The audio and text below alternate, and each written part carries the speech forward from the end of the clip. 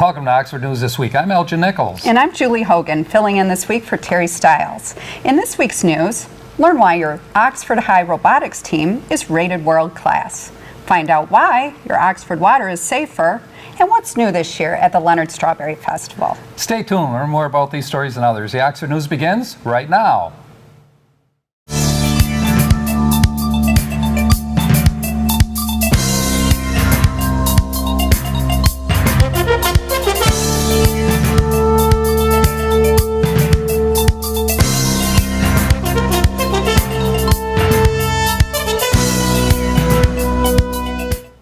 Team Torque, the Oxford High School robotics team, outperformed all other competition at the state championship robotics contest held at Saginaw Valley State University. After several rounds of competition, Torque of Oxford High scored the highest number of points for the day at 497 against their rivals. The results gave the team enough points to advance to the world competition to be held this year in St. Louis, Missouri. Needless to say, Team Torque, you have made your school and your community proud. OCTV will be applauding the Oxford team, and of course, we will provide future follow-up on this story. Oxford Township and village officials are taking steps to prevent the loss of water services should a water main break. Last week, the Village Council approved by 4-0 an interlocal agreement which gave way to emergency water main connections between the township and village systems. The agreement will ensure residents will continue to receive a healthy supply of good water even in a time of emergency. A new Township Planning Commissioner was appointed by the Board of Trustees to fill the remaining 3-year term vacated by Commissioner Todd Bell. The new commissioner is Jonathan Nold. Nold and his wife Kimberly, a graduate of Oxford High, met while attending Rochester College. They have been married for 34 years and have 4 children. Nold is a general contractor and owns and operates a company called JCN Properties.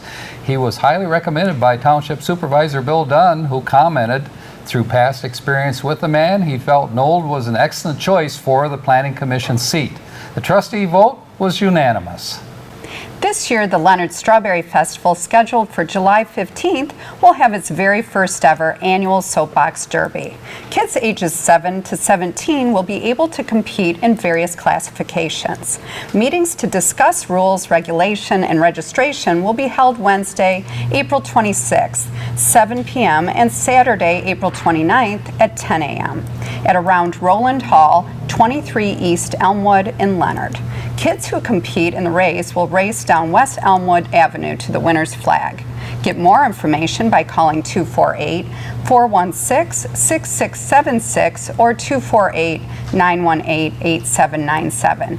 Don't miss out. Looks like a lot of fun. Remember, July 15th at the annual Leonard Strawberry Festival. Last week, there were lots of Easter memories gathered along with Easter eggs and treats at the Seymour Lake Township Park. The Township Park's Easter Bunny Bonanza had children of all ages who appeared to enjoy gathering their surprises and cuddling with the Easter Bunny. Not to be outdone, the Oxford Village Centennial Park was filled with excitement and laughter during their annual Easter egg hunt. These weren't just any old eggs. Each and every plastic egg contained sweet treats and surprises. The Easter Bunny was quick to point out he had a great time too. A 49-year-old Oxford man is accused of holding his wife at knife point and raping her. The police report shows the husband, Un Ha Lee, surprised his wife in the master bedroom, put a knife to his wife's throat, and threatened to kill her, and proceeded to sexually assault her. The couple were separated but not divorced. Officers found Mr. Lee sleeping in his car in front of the home. He was arrested on 3 counts of first-degree criminal sexual conduct and 1 count of felonious assault with a dangerous weapon. He is currently lodged in the Oakland County Jail in lieu of $75,000 bond. Oxford High School students alerted school administrators that a picture of a student holding a black revolver was posted on the internet with a caption, "Don't come to school next Monday." The school summoned police who went to the young man's home for questioning. The boy admitted to posting the picture and the caption while at a friend's home. He told the officers he did it as a joke. Police were able to seize the BB pistol at his friend's home, and the boy was suspended from school. his cell phone and gun taken as evidence. The report was forwarded to the prosecutor's office for potential further legal action. A woman living on Franklin Lake Circle reported a stolen cell phone from her vehicle. She could not tell officers where, when, or how the item was taken, and she contacted her phone carrier service, who instructed the woman how to clear personal information off the stolen phone by using her laptop computer. A man pulled over for a normal traffic stop was ticketed for no insurance. When the vehicle's license plate number was searched on the police computer, the results indicated that the owner of the vehicle was wanted on 2 outstanding warrants. The man driving the car told officers the vehicle belonged to his father. Officers went to the home where they identified the father and arrested him on the charges.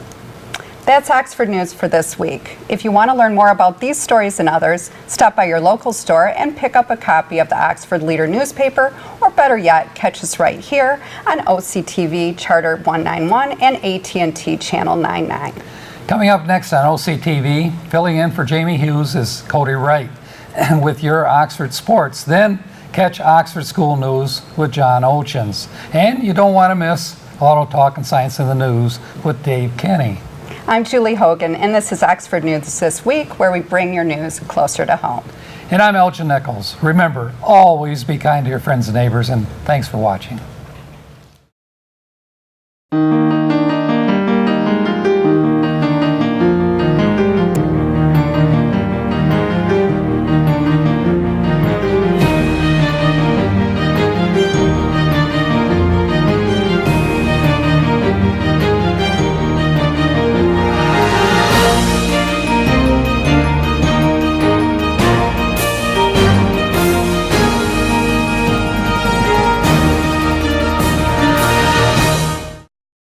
Welcome to Science in the News. I'm Dave Kenny, and these stories are taken from the publication New Scientist. In our first story, we might have found a novel way to spot pulsars, the rapidly spinning corpses of massive stars, and the process may have uncovered a new species of these objects. Pulsars emit powerful beams of radio waves that sweep across space like a lighthouse, but radio telescopes only notice these if Earth is in their path. Thus, there could be thousands of invisible pulsars in our galaxy waiting to be discovered. Now, Tim Linden of Ohio State University has thought up a way to find them. His idea is to use the high-altitude water Chernigov Observatory, made up of 300 water tanks on a Mexican mountaintop, to detect gamma radiation produced when charged particles emitted by pulsars interact with the gas between stars. To test the technique, Linden and his colleagues observed the sky around 2 known pulsars and found that the gamma radio emissions matched up. These emissions also seem to reveal the existence of a new type of pulsar whose wind of charged particles streams out further than expected, says Linden, and the research goes on. In our next story, people in the U.S. will soon be able to buy a genetic test that tells them whether they are at risk for late-onset Alzheimer's disease. The saliva-based test is being marketed by 23andMe, based in California. The firm also already offers spit kits for U.S.-based customers who want to trace their ancestry or to know their risk of passing on genetic diseases to their children. But in 2013, the Food and Drug Administration banned 23andMe from offering a test that assessed genetic risk for 254 diseases. The FDA was especially concerned by the test assessment of breast cancer risk. A false positive might encourage a person to get unnecessary surgery, while a false negative might lead someone to ignore symptoms. The new test won't assess breast cancer risk, but will also screen for Alzheimer's, Parkinson's, celiac disease, and 7 other disorders. The FDA's approval was largely based on studies and trials that show these conditions are linked to genetics and the fact that the test is at least 99% accurate. 23andMe already markets a similar product in 7 countries, including the UK. And at sea, the collector sea urchin has a most extraordinary defense. It releases hundreds of tiny jaws that can bite and release venom even after they have separated from the sea urchin's body. Nestled among the long spikes of all sea urchins are shorter stalks topped with jaws known as pedicellariae. They attack predators that can get too close, and one type releases venom as the jaws bite. The globiferous Pedicellariae are minute and terrifying, says Hannah Shepherd-Brennand at South Cross University in Australia. The collector sea urchin found in the Indian and Pacific Ocean goes even further. It releases some of the biting heads when attacked, so they form a defensive cloud around it. It can take up to 50 days for the heads to regrow, but the sea urchins don't unleash them all at once.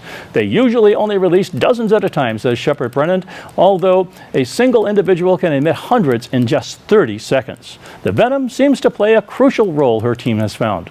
Fish given food that contained Pedicellariae rejected it, both in the lab and in the wild. But when the venom was removed by soaking the Pedicellariae in alcohol, there was much less of a deterrent effect. In our next story, a drug used to treat stroke significantly prolongs the lives of mice with pancreatic cancer. In humans, pancreatic cancer has the worst survival rate of any major cancer. Chemotherapy is difficult because the tumors are protected by the stroma, an armor of connected tissue, blood vessels, and immune cells. Now, Paul Thompson and Marina Pacic at the Garvan Institute of Medical Research in Australia and their team have shown that the stroke drug Fasudil can weaken the stroma, making it easier for other drugs to get in. 3 days after Fasudil treatment prior to chemotherapy increased survival time of mice with pancreatic cancer by 47%. If this benefit translates to people, it would increase an average survival time from 9 to 13 months. It doesn't sound like much, but the baseline success for pancreatic cancer treatments is so low that any improvement is fantastic, says Timson. Fasudil was approved in Japan in 1995 and is no longer covered by a patent, meaning it's cheap. The team is now looking at trialing the drug in combination with chemotherapy in people with pancreatic cancer, says Pacic. Wow. Well, that's it for this edition of Science in the News. I'm Dave Kenny. Stay tuned to Oxford Community Television, and we'll be right back. There's a lot of history to Oxford. Hidden around every corner, deep in every crack, and sometimes right in front of you, waiting to be discovered. If you just dig a little, you'll find the great history of our beautiful town. Welcome to historic Oxford.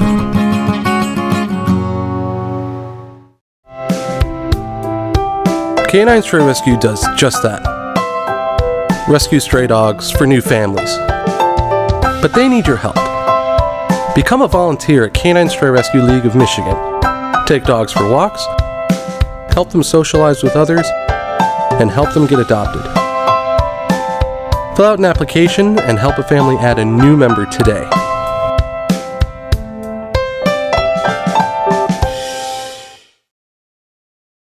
I'm John Ochins, and welcome to the Oxford Wildcats School Update.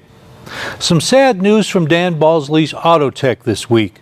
The automotive portion of the MITES competition has been canceled for this year. This is a big deal to these kids. A lot of scholarships are at stake. I visited Dan to get his perspective. Well, the automotive portion of the MITES competition got canceled this year. They're still going ahead with the rest of the MITES competition in each of the areas, machines or construction or woods. They're still running this competition. But the person that was responsible for the automotive portion resigned in November, and they haven't been able to fill his shoes. And so because someone needs to be coordinating all of the scholarships and the colleges and the events and the cars and so on, they just couldn't run this year's competition without having someone in that position. So I got news just before the spring break that they're going to cancel the automotive portion of the MITES competition for this year. They're hoping to have it going for next year, and said they'd even apply this year's registration fee to next year's competition. So hopefully it'll be back next year. But the sad part of that is, I'm sure you had some seniors on your team who would have loved to have won a scholarship or two. I did. I had seniors that were prepared to compete at the state level, and they're not going to get that opportunity now. And I would have liked to see that happen for them. They were kind of counting on competing for scholarship opportunities.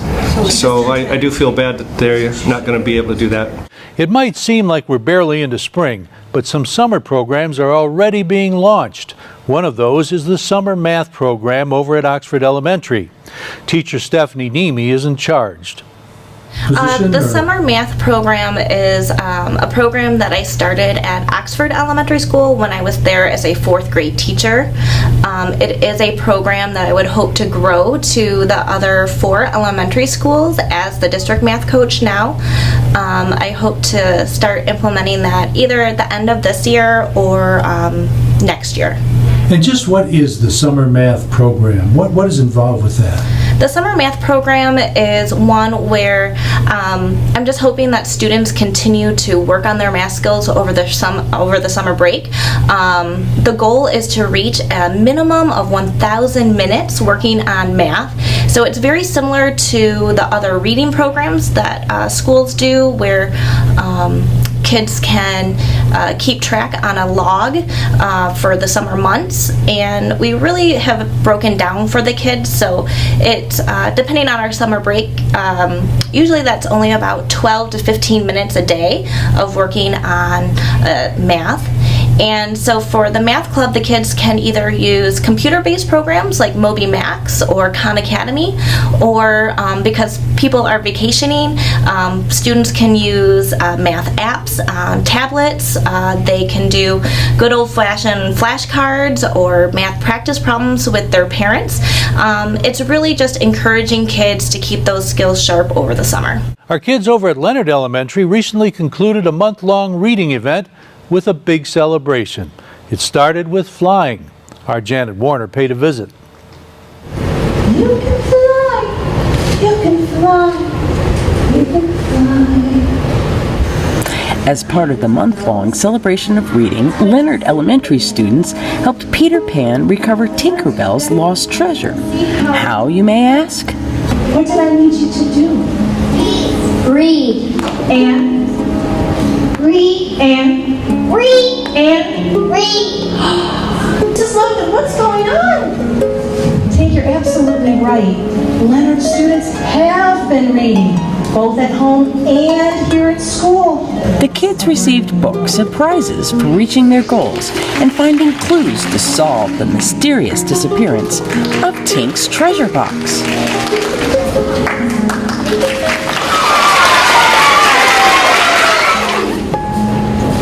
Much to the surprise of Peter and his crew, Captain Hook had a change of heart about reading and returned the treasure.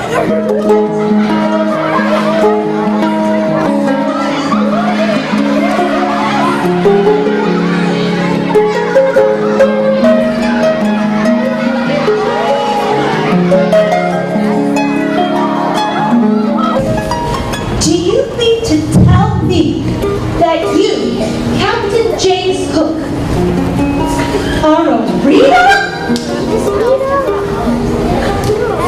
And you are hooked on books? Yes. Although Captain Hook looked strangely familiar, he had this to say to Oxford Community Television. Grr. Thank you to the students of Leonard Elementary for teaching me that reading is fun. I went from the evil Captain Hook to the lovable Captain Hook. Nice job, Janet. Nice job, kids. That's the Oxford School Update for this week. This is Oxford Community Television, keeping it local.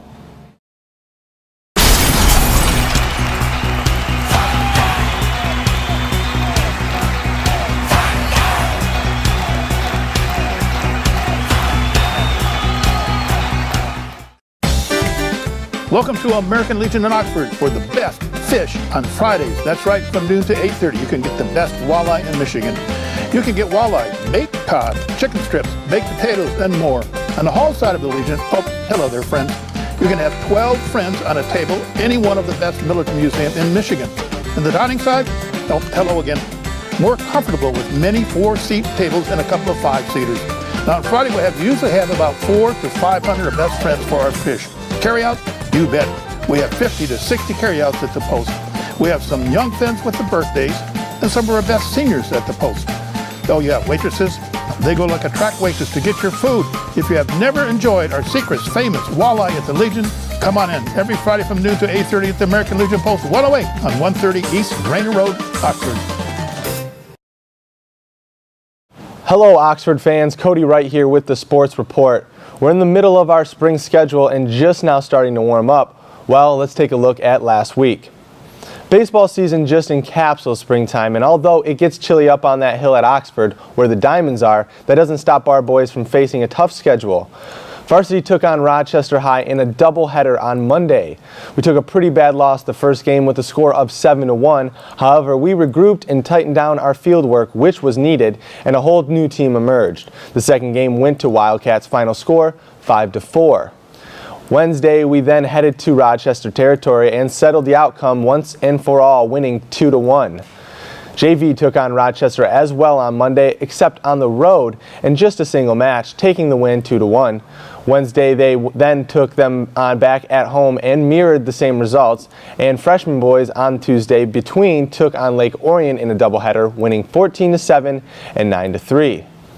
Baseball is looking well, but we still have a good chunk of season left. Keep up the good work and we will have a lot in store. Well, boys lacrosse took on Rochester at home on Tuesday. Our lacrosse boys have been fairly successful this season, but struggled against Rochester, unable to pull it off. Final score, 8-6. Girls lacrosse also took on Rochester Monday night and also struggled, falling short by far. Final score, 14-3. Just a couple rough nights for our lacrosse athletes.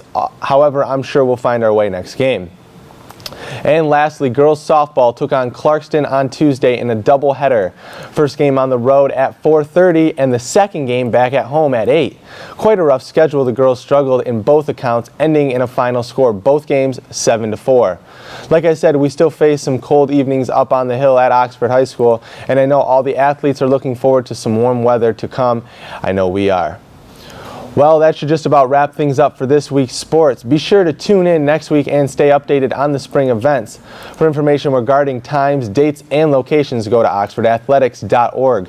You can also find post games, rosters, and statistics all at oxfordathletics.org. While you're at it, check us out at occtv.org. You can catch the sports coverage on YouTube page, which can be accessed through the website or directly through YouTube, and will be airing on your local channel on Saturdays and Sundays between 1 and 6. Again, that's occtv.org. And that should end this week's segment. I want to thank you all for tuning in and remind you to check out many other programs here at OCTV. We'll see you next week. I'm Cody Wright. Go Wildcats.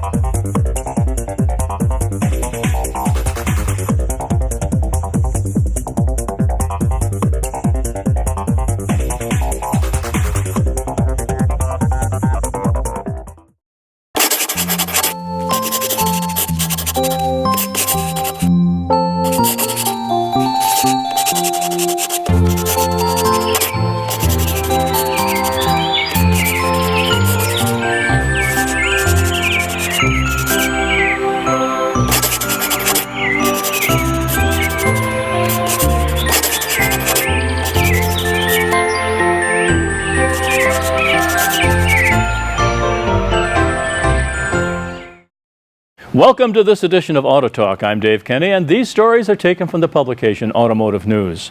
In our first story, General Motors plans to offer self-driving technology to consumers this fall with the debut of the 2018 Cadillac CT6 sedan. The 2018 CT6 will be the first vehicle available with a function GM called Super Cruise, which combines lane centering and other driver assistant features to enable autonomous driving on limited access expressways, the automaker said in a statement on April 10th. GM said Super Cruise uses two systems that Tesla doesn't: driver attention monitoring and precise LiDAR map data to ensure safe and confident vehicle operation. Super Cruise uses a small camera on top of the steering column and infrared lights to track the driver's head position. If the system determines that the driver has looked away from the road for too long, it will initiate a series of escalating visual, tactile, and audible alerts until the driver resumes watching the road. If the driver continues to be unresponsive, the car can bring itself to a controlled stop and use OnStar to contact first responders. GM said Super Cruise can be activated only on divided highways with on-ramps and no potential for cross-traffic. It said engineers use LiDAR to map every mile of limited access highway in the U.S. and Canada, allowing the car to pinpoint its position 4 to 8 times more precisely than traditional GPS. GM is taking a more measured approach to rolling out Super Cruise than Tesla has with Autopilot, which is already included on every vehicle it sells and has no limitations on the types of roads where it can be used. Tesla cautions drivers to continue paying attention when activating Autopilot, but numerous videos posted online show drivers ignoring that advice and in some cases resulting in crashes. Wow. And over at Ford Motor Company is introducing what it calls the industry's first pursuit-rated gasoline-electric hybrid police vehicle that more than doubles the fuel economy of the current Ford Police Interceptor. The Police Responder hybrid sedan is based on the Ford Fusion midsize sedan and can be ordered this spring and will be delivered next summer. It's rated at 38 miles per gallon combined. It features an Atkinson Cycle 2-liter engine paired with an electric motor and lithium-ion battery. Ford said it can run in battery mode only up to 60 miles per hour. The hybrid Fusion Police sedan is one of 13 new electrified vehicles Ford is adding to its portfolio by 2021.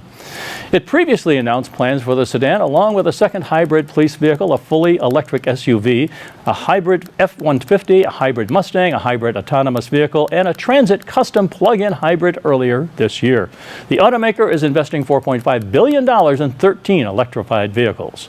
Additionally, Ford said it would electrify 70% of its Ford brand portfolio in China by 2025. The Blue Oval owns a 63% market share of the police vehicle segment and has sold vehicles to law enforcement since 1920. Ford said the hybrid sedan will help cities save about $3,877 a year in fuel costs based on gasoline priced at $2.50 a gallon. The company unveiled the sedan April 10th in New York in advance of the New York International Auto Show, and it held a simultaneous reveal in Los Angeles. And over at Honda, the turbo inside Honda's latest Civic Si may be new, but the power output isn't. The redesigned Si will have 205 horsepower when it goes on sale next month, Honda said on April 6th. That's the same output as its predecessor, despite it being the first time Honda has used a turbo in the Si model. That engine is the 1.5-liter inline-4 that Honda is putting in use throughout its lineup, including other Civic models, including the CR-V crossover. While the horsepower stays the same as the previous SI's 2.4-liter naturally aspirated engine, peak output happens much earlier than before at 1,300 RPM now versus 7,000 RPM on the previous engine. The new SI also gets more torque, 192 pounds of torque compared with 174 pounds-feet earlier.